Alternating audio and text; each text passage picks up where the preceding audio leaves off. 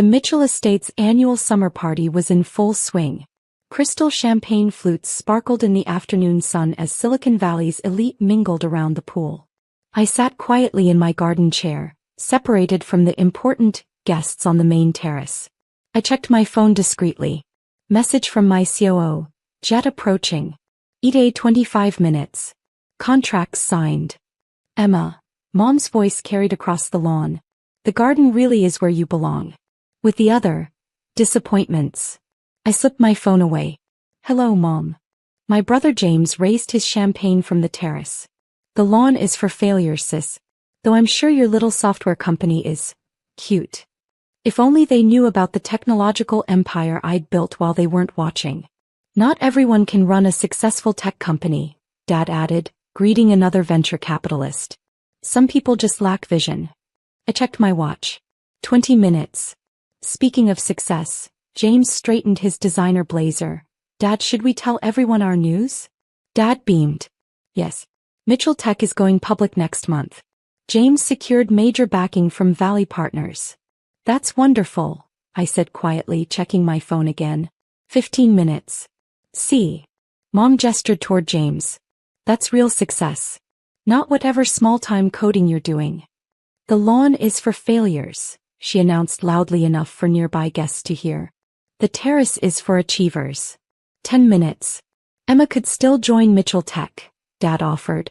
Maybe in quality assurance. I'm happy with my work, I said. Happy? James scoffed. Happiness doesn't build billion-dollar companies, sis. Real work does. 5 minutes.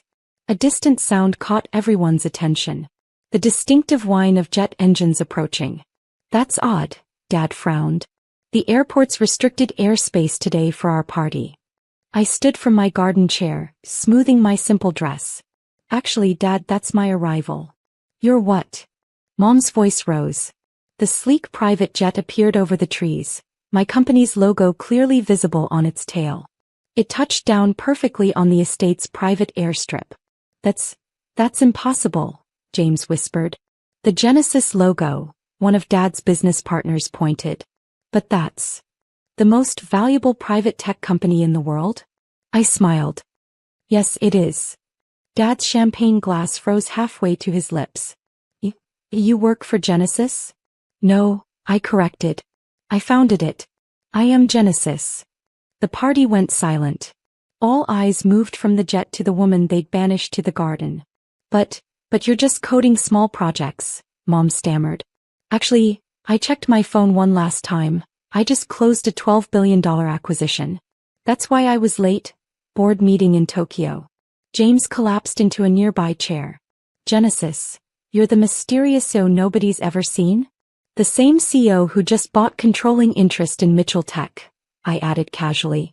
Those Valley Partners backing your IPO? They work for me.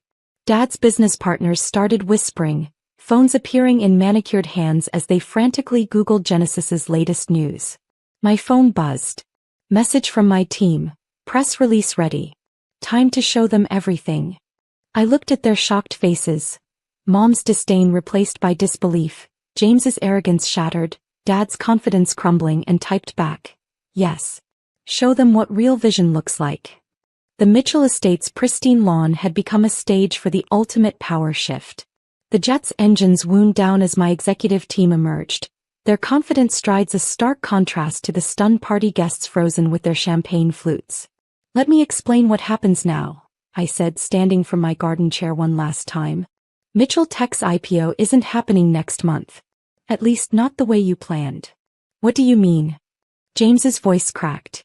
Genesis isn't just buying controlling interest. I pulled up documents on my tablet. We're absorbing Mitchell Tech completely. Your revolutionary software? It's 5 years behind what we developed. Dad found his voice. That's ridiculous. Our tech is cutting edge. Your tech, I interrupted, is obsolete.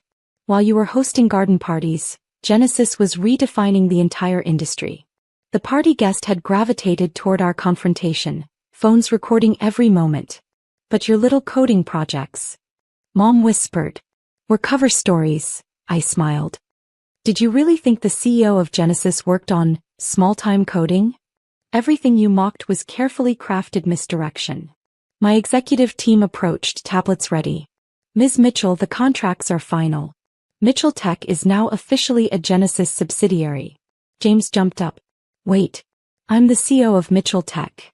We're the CEO, I corrected. As of 3 minutes ago you're nothing.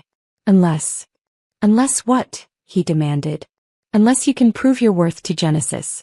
Not as Dad's son but as a genuine innovator. Can you? Mom stepped forward. Now see here, young lady. No, Mom, you see here. I turned my tablet to show Genesis's global reach. While you were deciding who deserved terrace seating, I built this. A technology empire that makes Mitchell Tech look like a high school project. Dad's business partners were already gravitating toward my executives, sensing where the real power lay. This is impossible, Dad muttered. The valuations, the technology. Genesis is valued at $180 billion, I stated flatly. Mitchell Tech? A mere $400 million.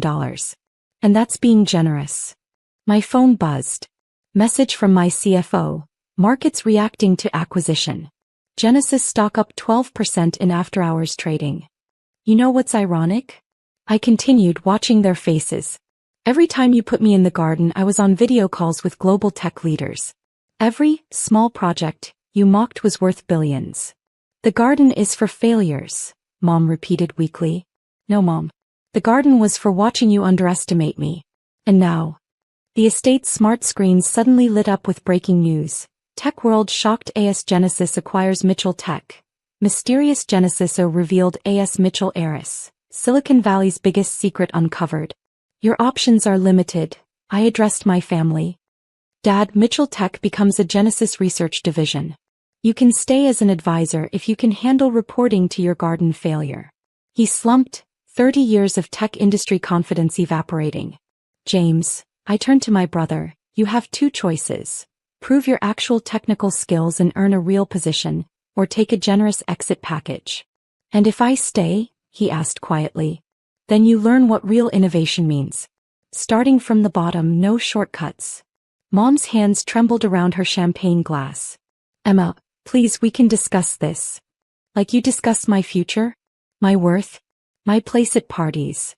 The silence was deafening. My executive team moved forward with more tablets. The press conference starts in 30 minutes, Ms. Mitchell. Global media is waiting. Perfect timing, I smiled. Dad, James, you'll need to decide quickly. The announcement goes live with or without you. You're destroying everything we built, Dad protested. No, I corrected. I'm saving Mitchell Tech from irrelevance. You should thank me. Another year of your outdated tech and you'd be bankrupt. The party guests were openly staring now, phones recording Silicon Valley's most dramatic power shift in decades. How long? James asked. How long have you been Genesis's CEO? Since I founded it 6 years ago. Right after you told me my coding ideas were cute little projects. My phone lit up with another message. Global tech media arriving. Ready to reveal phase 2. I looked at their shattered expressions. The family that had exiled me to the garden now standing in the shadow of my jet. The press conference will explain everything. I gathered my things. You have 20 minutes to decide. Join the future I'm building or stay in your comfortable past. And Mom, I added, turning back. The garden isn't for failures. It's for people who see beyond the terrace to something bigger. As my executive team led me toward the jet, I heard the whispers, saw the phones recording, felt the power shifting like tectonic plates beneath Silicon Valley. The sun was setting over the Mitchell estate, casting long shadows across the lawn where I'd been exiled countless times. My executive team had set up a temporary command center in what used to be the pool house, screens showing Genesis's global operations. Ms. Mitchell, my chief strategy officer, approached. The media's asking about Mitchell Tech's current projects. Show them, I nodded. The screens filled with comparison data. Genesis's advanced AI systems next to Mitchell Tech's outdated algorithms. Dad stepped into the pool house, his confidence replaced by uncertainty. Those are our proprietary systems. Were your systems, I corrected. Genesis reverse engineered them last year.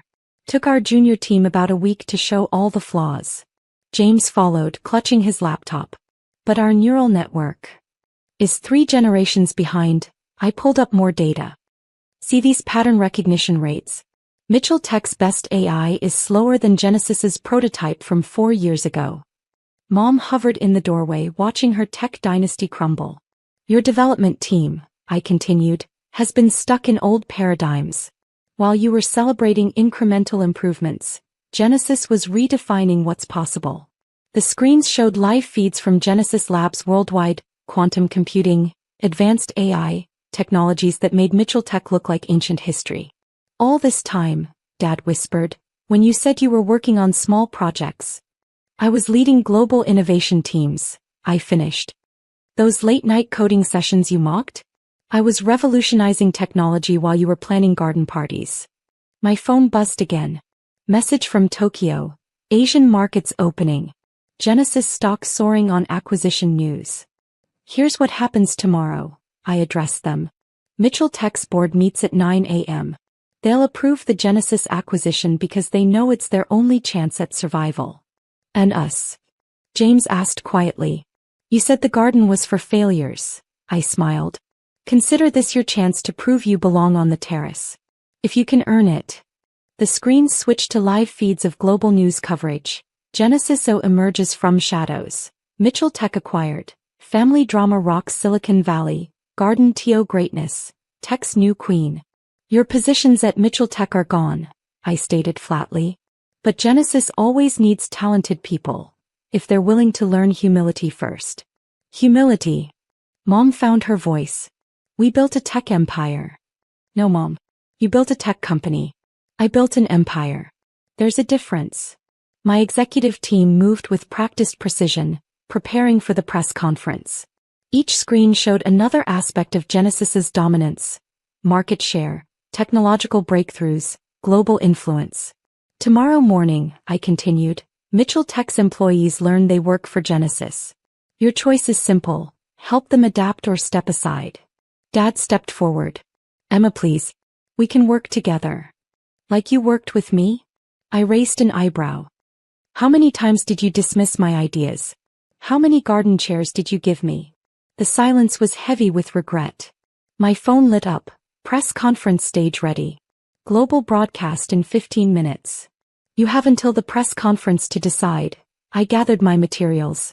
Join Genesis as regular employees, learning and earning your positions, or watch from the garden as we absorb everything you built.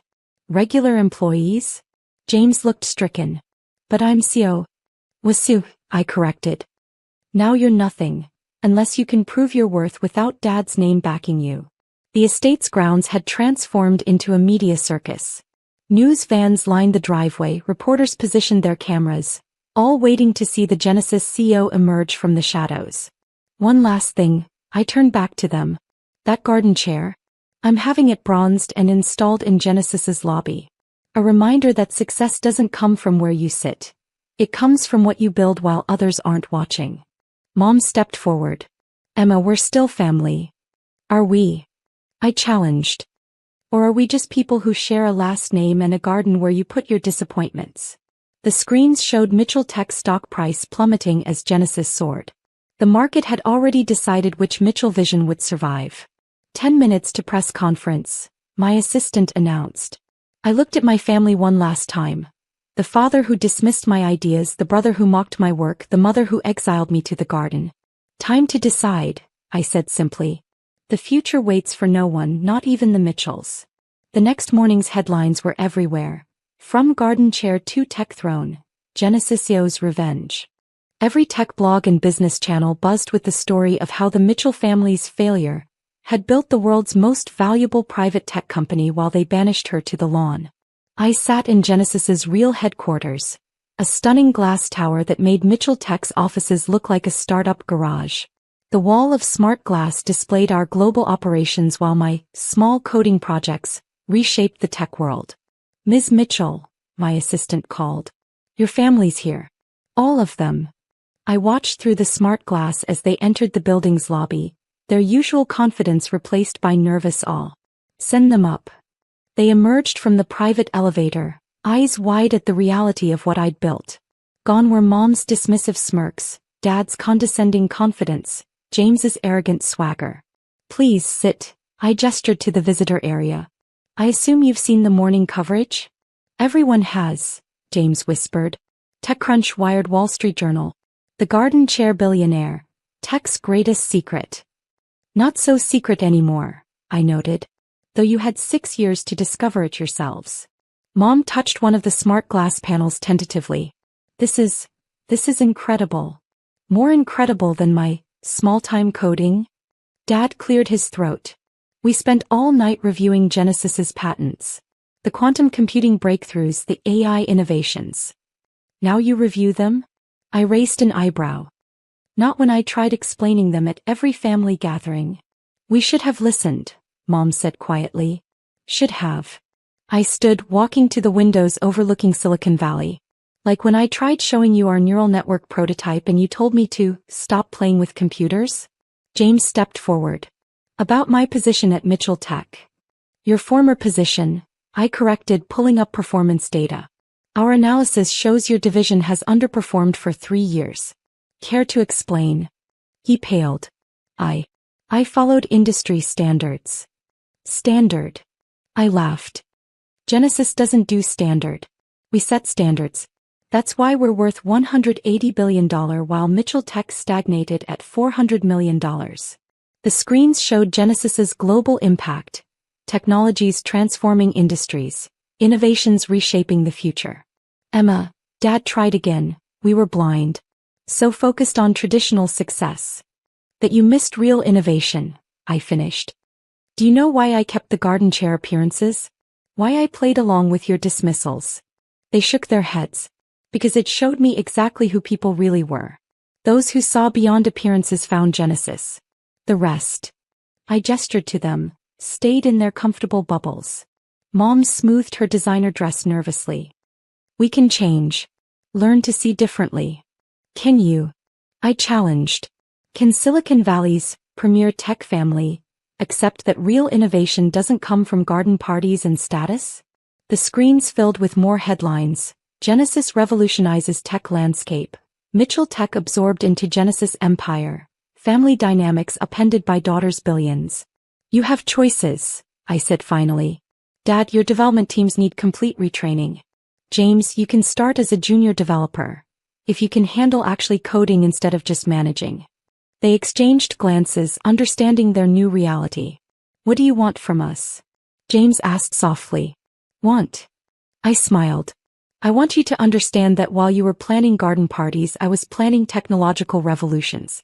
While you were deciding who deserved terrace seating, I was deciding the future of technology. Dad stepped forward. Please give us a chance to what? Finally see me? Or just see my success? Both, Mom said quietly. We were wrong. So terribly wrong. I turned back to the city view, my city now in many ways. You know what the real difference is between us? You saw tech as a family business. I saw it as a way to change the world. My phone lit up with another message. Quantum computing breakthrough ready. Time to announce phase 3. Here's what happens now. I faced them again. You'll learn our systems from the ground up. No shortcuts, no family privileges. Prove you can innovate without the Mitchell name carrying you. And if we accept? Dad asked. Then show me the great Mitchell Tech team can adapt to real innovation. Prove you can move beyond garden parties to actual technological advancement. They nodded, their carefully curated tech world transformed by the daughter they dismissed. The next press conference starts in an hour. I checked my phone. I'm announcing Genesis's quantum computing breakthrough. You're welcome to attend, from the general seating section. As they turned to leave, Mom paused. The garden chair is being installed in our lobby today, I finished. A reminder that true success grows even in hostile soil. After they left, I turned back to the screens showing Genesis's worldwide impact. Sometimes the best revenge isn't just succeeding, it's succeeding so monumentally that even those who exiled you have to look up to see how far you've risen. And in tech, true power comes not from where you sit, but from what you build while others aren't watching. As I prepared for the press conference, I smiled, knowing that every future garden party would be haunted by the memory of the daughter who turned her exile into an empire. That was better than any terrace seat. Laughter cut through the quiet, heavy air of the funeral home. My stepsister Olivia spoke just loud enough for everyone to hear, her voice full of hate. Look at her crying like she actually belongs here. Dad never even wanted her. I stood alone by my father's casket, gently placing my hand on it, trying not to cry. My name is Anna Mitchell, and at 32 years old, I was saying goodbye to the only parent who ever truly loved me. My stepmother Victoria walked over, her high heels clicking loudly on the floor. Her face wore a fake smile. "Emma, dear," she said, using the wrong name on purpose like she always had, "shouldn't you be helping with the food? That's more your style." I didn't correct her. My name is Anna, not Emma. I wasn't the help. I was James Mitchell's daughter. But Victoria had spent 20 years pretending I wasn't. "She probably thinks she's getting something in the will," Olivia whispered to her brother Marcus. "Like Dad would leave anything to the babysitter's kid." That's what they called my mom, the babysitter. But she had been my dad's first love. They were married for 8 years before she died. I was their wanted plan child. Victoria and her kids never cared about that. "I'm here to say goodbye to my father," I said quietly, holding back tears. "This isn't about money." Victoria laughed, cold and sharp. "Oh, sweetie, everything is about money. Why else do you think your father married me after your mother's little accident?" Her words hit me hard. Mom's car crash had shattered Dad and me. Then Victoria came in, acting like a kind neighbor. A year later, she and her kids moved into our house. Life was never the same. "Speaking of money," Marcus added, fixing his tie, "we should talk about the house. Olivia and I think it's time to sell. We'll be inheriting everything anyway." I looked at him and remembered when he first moved in at 13, asking me for help with homework. Now he was just like Victoria, cold, proud, and selfish. "The lawyer will be here soon," Victoria said, checking her gold watch. "He told me James gave clear instructions." Her tone made me uneasy. In the final months, when Dad was sick, she kept me away, saying he was too weak. My messages were ignored. My calls never returned. But I had one thing. A note. A small, worn piece of paper in my pocket. The last message Dad had passed to his nurse Sandra before Victoria fired her. "Tell Anna I love her. Tell her to be patient. Tell her to remember the lighthouse." The lighthouse. The place where we scattered Mom's ashes. Our special spot. We went there every year on her birthday, until Victoria stopped it, calling it too depressing. At noon, the lawyer, Mr. Patterson, walked in. His face looked serious as he placed his briefcase down. Victoria rushed to greet him, smiling like a perfect widow. "Shall we begin?" she asked sweetly. "The family is ready." He nodded, but his eyes found mine. He looked at me with something I couldn't quite name, maybe not pity, but something close. It made Victoria's smile falter. "Yes," he said, opening his briefcase. "Let's read James Mitchell's last will and testament." Olivia clutched Marcus's arm, excited. Victoria stood between them, one hand on each of their shoulders like they were a picture-perfect family. I stayed by the casket, holding Dad's note and his last words, "Be patient." Mr. Patterson cleared his throat. The room went quiet. I thought about all the years I was pushed aside, treated like I didn't belong. "Before I begin," he said, "I should mention this will was updated 3 months ago, with very specific instructions." Victoria's smile grew. "Yes, James was always very detailed." "Let's hear it." The lawyer pulled out a thick envelope with a seal on it. "Very well," he said. "But I must warn you, this may surprise some of you." Victoria's hands tightened on her children's shoulders. Her smile faded just a bit. And for the first time since Dad died, I felt a small spark of hope. "Let's begin," said Mr. Patterson, breaking the seal. "With the last wishes of James Mitchell." "First," Mr. Patterson said clearly, "I need to explain why this will was changed. 3 months ago, James Mitchell asked to meet with me in private because he was worried about what was happening around him." Victoria's face turned pale. "What private meeting?" "I handled all of James' appointments while he was sick." "Not this one," Mr. Patterson replied. "The meeting was arranged with the help of his nurse Sandra before she was suddenly let go." My heart jumped. Sandra, the nurse who gave me Dad's final note. She had done more than I realized. "During that meeting," Mr. Patterson went on, "Mr. Mitchell gave me many documents, private recordings, bank records, medical reports." Olivia frowned. What does any of that have to do with the will? Everything, Mr. Patterson said, pulling out another paper. These records show a pattern of control. Phone calls were blocked, visitors turned away, and medical choices were made without the right process.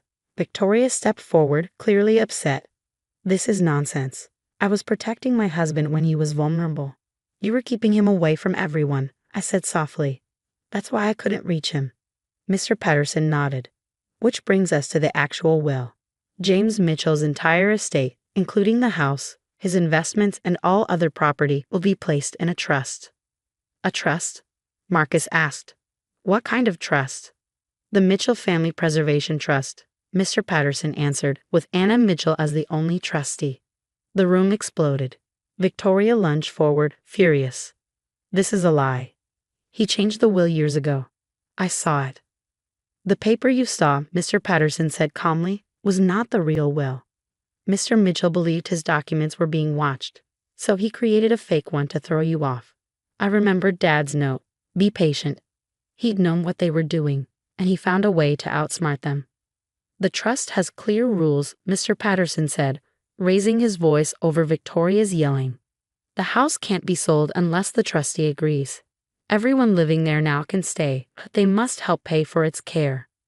Olivia laughed bitterly. You want us to pay rent? To her? Not rent, I said, finally understanding. A fair share, like a real family would. Mr. Patterson gave a small smile. Exactly. James wanted this to be a home for everyone, but only if you could live together like a true family. This is ridiculous, Victoria said sharply. We'll fight this. James wasn't thinking clearly. The will was signed in front of two doctors who said he was completely aware of what he was doing. Mr. Patterson said, and with all the evidence he gave us, I don't think a court will be on your side. I reached into my pocket and touched Dad's note again. The lighthouse. Mr. Patterson, I asked, did my dad leave anything about a certain place? He nodded and pulled out one last envelope. He said you'd ask about the lighthouse. This is for you. Open it there. Victoria's face went white. The lighthouse? What's there? I thought about the times, Dad, and I went there to remember Mom, to talk and be close. What had he left for me there? I guess I'll find out, I said, taking the envelope. I looked around the room as everything changed. Victoria and her children's plans were falling apart. Dad hadn't just protected me, he protected the idea of what our family used to be before they tried to erase it. His last words echoed in my head. Be patient. He hadn't just meant to wait, he meant that the truth would come out. As Mr. Patterson packed up his things, he glanced at his watch. The lighthouse closes at sunset, he said quietly. If you're going today? I nodded, holding the envelope tightly. Whatever Dad had left for me there, I knew it would matter. And I was ready. The lighthouse stood tall against the setting sun, its white walls painted orange by the fading light. I parked my car in the familiar gravel lot, the envelope from Mr. Patterson heavy in my hands. 20 years of memories washed over me, Mom's laughter, Dad's stories, the peace we'd found here before Victoria changed everything. With trembling fingers, I opened the envelope. Inside was a key and a letter in Dad's handwriting. My dearest Anna, if you're reading this, then everything has happened as I planned. The key opens the lighthouse keeper's office. I made arrangements with the Historical Society years ago. Look behind the blue painting of the harbor. I'm sorry for the pain you've endured. When I married Victoria, I thought I was doing the right thing, giving you a complete family. By the time I realized my mistake, she had already begun isolating us, using my grief over your mother to manipulate both of us. But I never stopped watching, never stopped planning. Every cruel word, every scheme, every attempt to push you away. I documented everything. The evidence is all there, behind that painting, along with something else. Something Victoria never knew existed. Your mother and I had a dream for you, long before she passed. We wanted to protect you, to ensure you'd always have a place to call home. The lighthouse wasn't just where we scattered our ashes, it was where we built your future. I love you, sweetheart. Never doubt that. Dad. I climbed the familiar steps to the office, my heart pounding. The key slid perfectly into the lock. Inside, the blue painting hung exactly where it always had, a constant through all my visits here. Behind it was a wall safe I'd never known existed. The combination was easy. My birthday, the same numbers Dad had used for everything important. Inside, I found a thick folder and a smaller envelope. The folder contained exactly what Dad had promised: years of documented evidence. Photos of Victoria tampering with our mail, recordings of her threatening the household staff, bank statements showing how she'd slowly siphoned away Dad's assets into private accounts. But it was the smaller envelope that made my hands shake. Inside was a deed and a partnership agreement dated 2 years before Mom's death. They had bought the lighthouse and the surrounding property through a private trust, converting it into a historical site with one condition: that their daughter would inherit the position of trustee on her 32nd birthday. I was now the owner of not just a family home, but a piece of history that had been mine all along. My phone buzzed. Victoria. I let it go to voicemail, already knowing what she'd say. Threats, demands, attempts to negotiate. But she had no power anymore. The evidence in this safe would ensure that. As the sun set, I walked out onto the lighthouse balcony, the same spot where we'd scattered Mom's ashes. The sea breeze carried the same salty sweetness it always had, and for the first time since Dad's death, I felt peace. We did it, Dad, I whispered to the wind. We really did it. The next morning, I called Mr. Patterson. Within a week, Victoria, Olivia, and Marcus moved out of the family home, their dreams of easy inheritance shattered.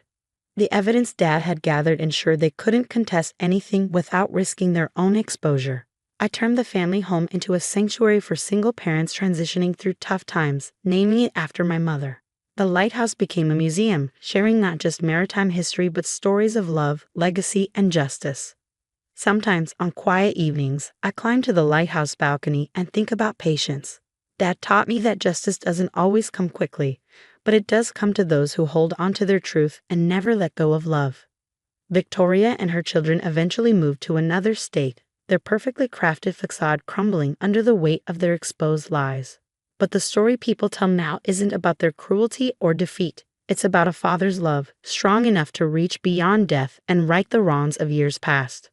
The lighthouse still stands, its beam cutting through the darkest nights, guiding ships to safe harbor. Just like Dad's love had guided me through my darkest times, leading me home to the truth that had been waiting here all along. And on my mom's birthday each year, I scatter flowers from the balcony, knowing that somewhere, both my parents are watching, proud of the daughter who learned to be patient, to be strong, and to believe in the power of a love that never dies. Some people say they hear laughter on the lighthouse steps late at night, a man and a woman sharing jokes and dreams about their daughter's future. I like to think it's them, still watching over this place they created for me, still celebrating the justice that finally came to light.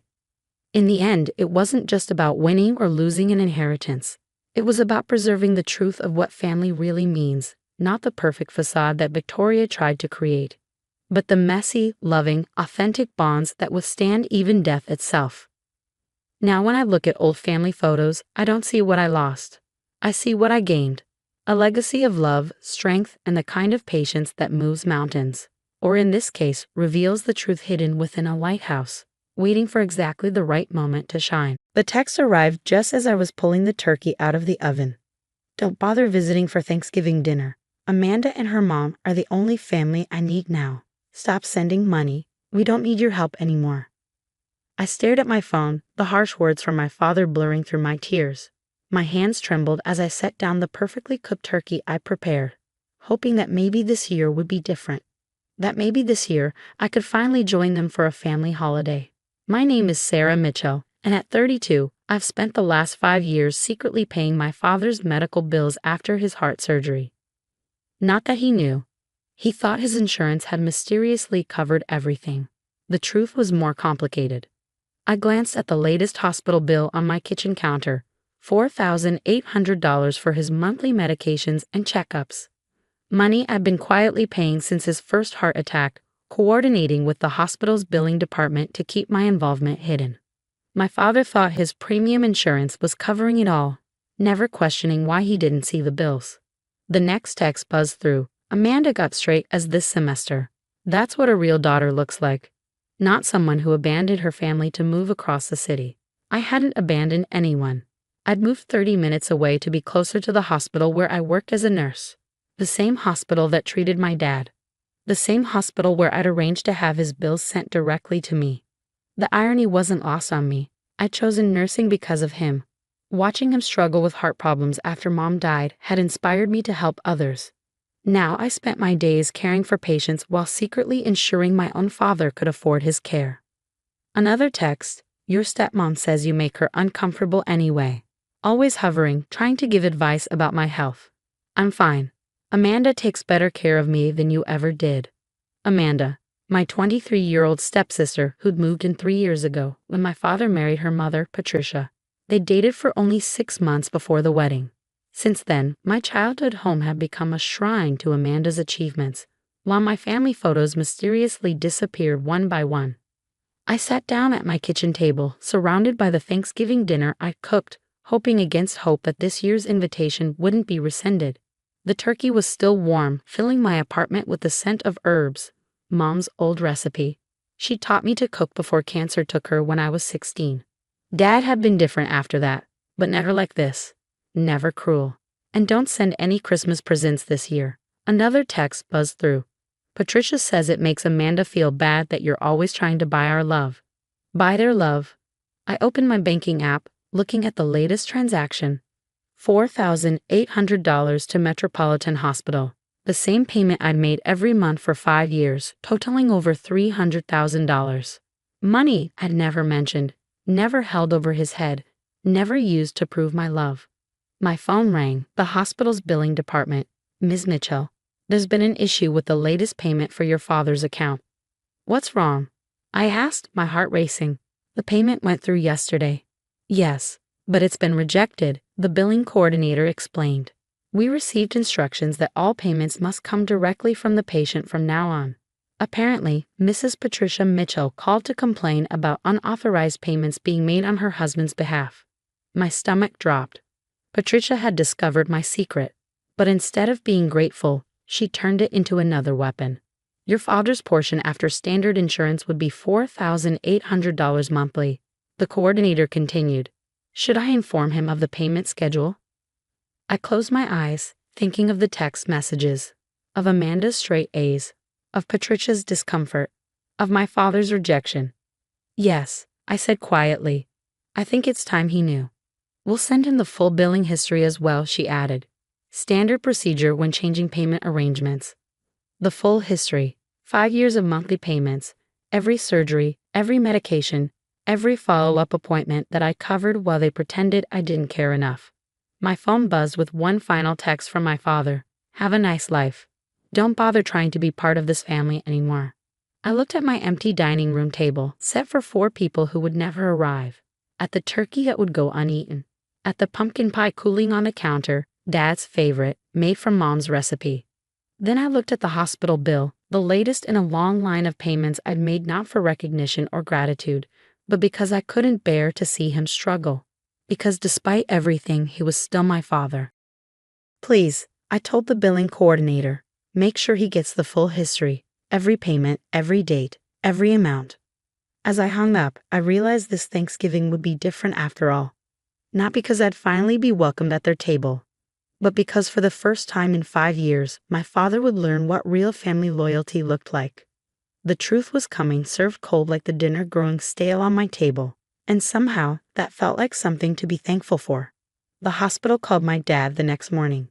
I was at work on an early shift, checking on patients, when my phone started buzzing again and again. First, 3 missed calls from Patricia, then a bunch of angry texts from Amanda, and finally a call from my dad. What is this bill? He asked, trying to stay calm but sounding worried. The hospital says I owe $4,800 a month. That can't be right. My insurance covers everything.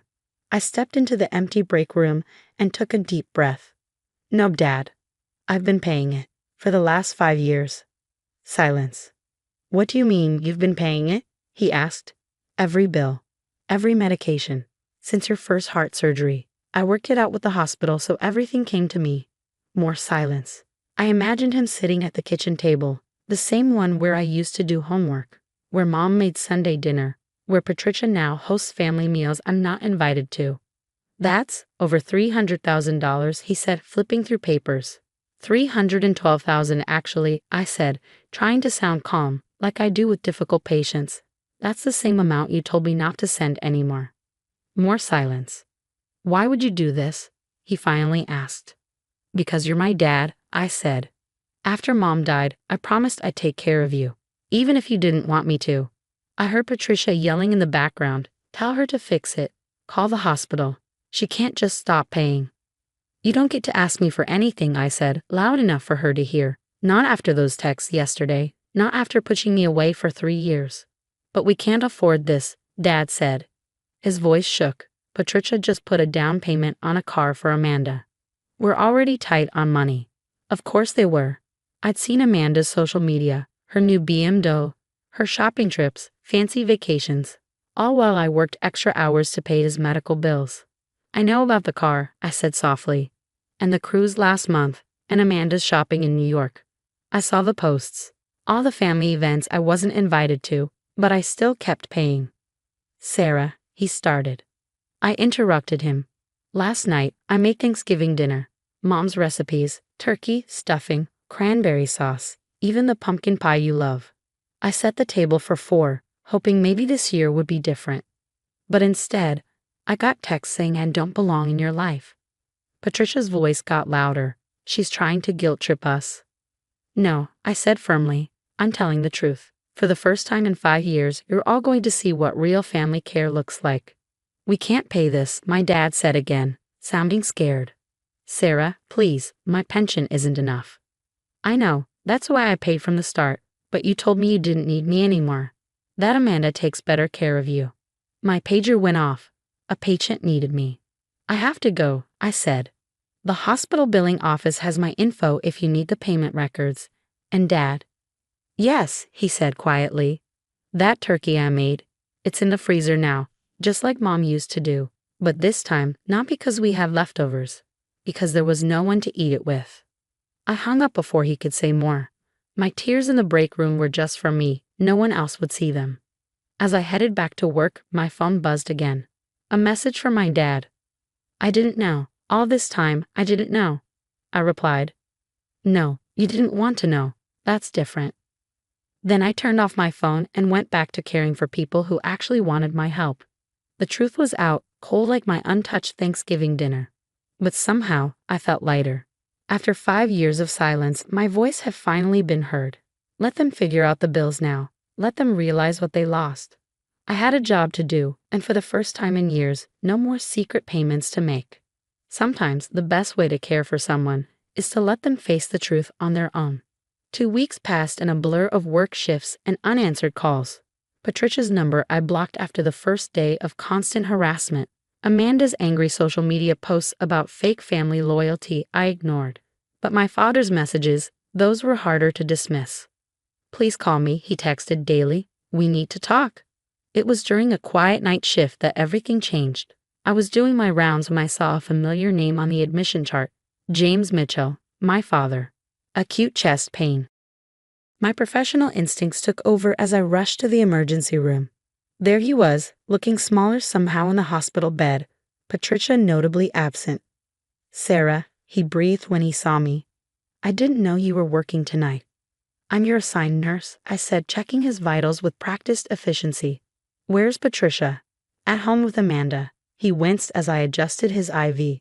They're looking at cheaper cars today, trying to return the BMW. I nodded, keeping my face neutral as I recorded his blood pressure.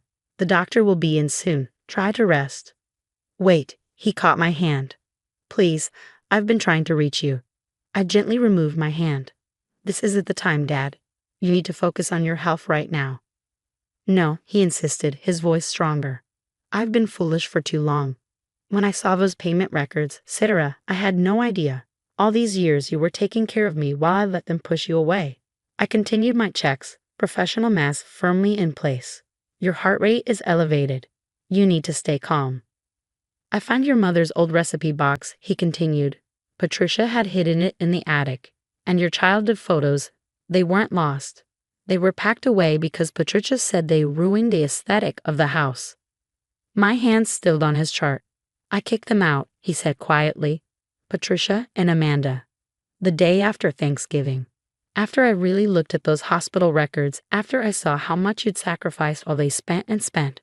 Dad, they've been living off your kindness while treating you like an outsider. I was living off your kindness while forgetting what real family means. His eyes filled with tears. Can you ever forgive me? I looked at my father, really looked at him. Past the medical equipment, past the patient chart, past the years of hurt. I saw the man who'd once taught me to ride a bike, who'd supported my dream of becoming a nurse, who lost himself after Mom died. It's not about forgiveness, I said finally. It's about understanding what family really means. It's not about expensive cars or perfect holidays. It's about being there for each other, even when it's hard, even when it hurts. Like you were there for me, he whispered, even when I didn't deserve it. Get some rest, I said, adjusting his blanket. We can talk more tomorrow. But before I could leave, he spoke again. Sarah, that turkey you made for Thanksgiving, is it still in your freezer? I nodded. Maybe when I'm better. We could have that dinner. Just us. For the first time in weeks, I felt myself smile. I'd like that. 3 days later, I helped Dad settle back into his house. A house now peacefully free of Patricia and Amanda's presence. As I heated up the preserved Thanksgiving turkey and Mom's special sides, Dad placed her recipe box back in its rightful place in the kitchen. You know, he said, watching me work, your mother would be so proud of you. Not just for becoming a nurse, but for being a better person than I've been. We sat down to our reheated Thanksgiving dinner, just the two of us. It wasn't perfect. The turkey was a little dry from freezing. The stuffing needed extra gravy. But as we shared our first real meal together in years, I realized something. Sometimes the best family moments aren't the picture-perfect ones. They're the ones that come after the storm, when truth and love finally find their way back home. Dad insisted on doing the dishes afterward, though his hands shook slightly from his medication. As he worked, I heard him humming, an old tune Mom used to sing while cooking. Some things, it seemed, could never really be packed away in an attic. 3 months have passed since then. Dad's health has improved, and so has our relationship. We have weekly dinners now, sometimes with Mom's recipes, sometimes with new ones we try together. The house feels like home again, filled with the family photos Patricia had hidden and the memories we're finally ready to share. The hospital bills. Dad's pension covers them now, though it's not easy, but he insists on paying them himself. It's time I took responsibility, he says. And every month when he makes that payment, I see him remember what real family loyalty looks like. Sometimes the most expensive things in life aren't measured in dollars, but in the courage it takes to face our mistakes and begin again.